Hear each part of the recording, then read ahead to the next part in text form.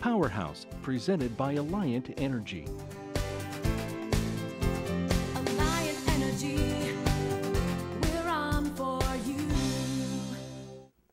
Welcome to Powerhouse.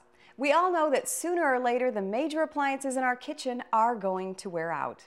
Well, today we're here at an appliance showroom to find out what we should be looking for when it is time to buy new appliances. Here's an important note though. Before you rush over to the store, take a couple of minutes to measure the spaces available for each of your major appliances. And you'll also want to note if your oven is gas or electric. Helping us out today is Amy Wilson, our appliance expert. Hi, Amy. Hi, Megan. Thanks for having us here today. Thanks for coming. Let's start with ranges since we're here. Great. If I'm heading over to the showroom and I'm looking for a range, what kind of things do I need to look for? You had a great point earlier. Make sure you check if you need gas or electric. If it's a new construction, it'll be what you prefer. Gas ones, it seems like they're a little pricier than the electric. Yes, at the point of purchase, they do tend to cost $50 to $100 more, but you do tend to make that up within a year's time. Okay, so it's an investment in your energy efficiency. Exactly. Let's talk a little bit about new technology. What's going on with ranges? A lot of fun things. This is a neat one. It does have the big oven. It has a 5.1 cubic foot oven. We also carry the Gemini range, which has 2 separate ovens. This is the smartest idea I have heard in a long time. Talk about efficiency. They're 2 separate ovens. Exactly. The smaller one can hold a pizza, and you can also adjust them at different temperatures, Exactly. right? You can bake 2 different things at 2 different temperatures. Okay, in a perfect world, we'd all like to go out and get all new appliances, but most of us can't afford to do that. If I'm going to make one change in my kitchen, which appliance should I replace to get the most value as far as energy efficiency goes? Definitely the refrigerator. Really, let's go take a look. Great.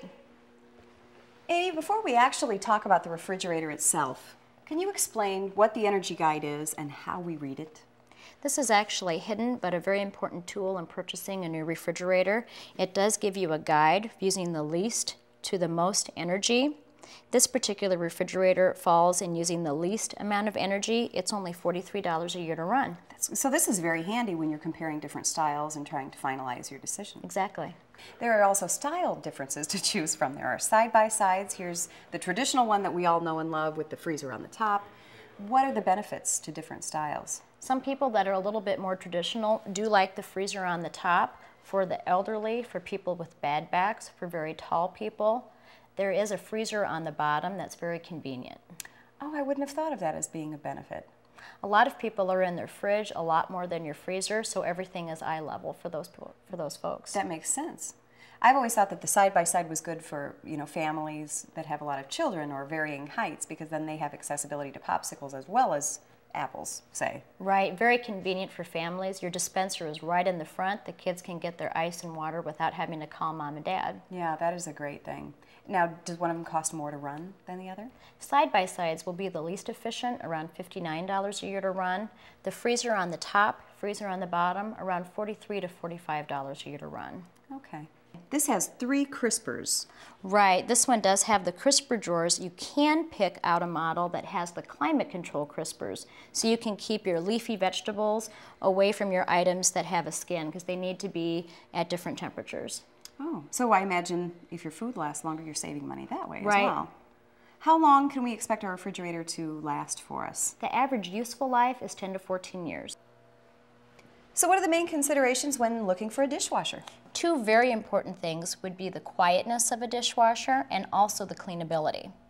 The quietness would be for folks that have TVs or even telephones in their kitchen and do need it to operate very quietly. Nobody wants to hear it work. That's right. And also the cleanability. You really want sparkling clean dishes. Okay, there are tons of buttons on here. Which features should we look for, and not only look for, but which ones should we be using? Probably one of the most important things would be the wash temperature boost. That will thermostatically guarantee that your wash water will be at least at 140 degrees. That will let you keep your water heater safely set at 120 degrees. Well, there's a lot of savings to be had there. Yes. Great. How about the sanitizing cycle? That looks like something interesting. That is a rinse temperature boost that will boost your water heat up to over 155 degrees, and that will really get your dishes sparkling clean. It also will sanitize the baby bottles, or even for sick people, it will get the germs off. The delay start will let you start your dishwasher 2 to 6 hours later. It's very convenient if you're going to add dishes throughout the night, and it also will save time. Good. Not only time, but it can also save a lot of money as well in your utility bills, because I know a lot of utility companies offer incentives for you to use your major appliances in the off-peak hours. Exactly. Great. Well, let's move on to the microwaves now. Sounds great. There are so many different sizes of microwaves. How do we know which size to buy? A college student in a dorm would not need a very large microwave, so maybe get them the small 0.7. A family of 5 or 6, however, would need to get either a large over-the-range microwave or one of the larger countertop microwaves. Right. These obviously are designed to go over the range.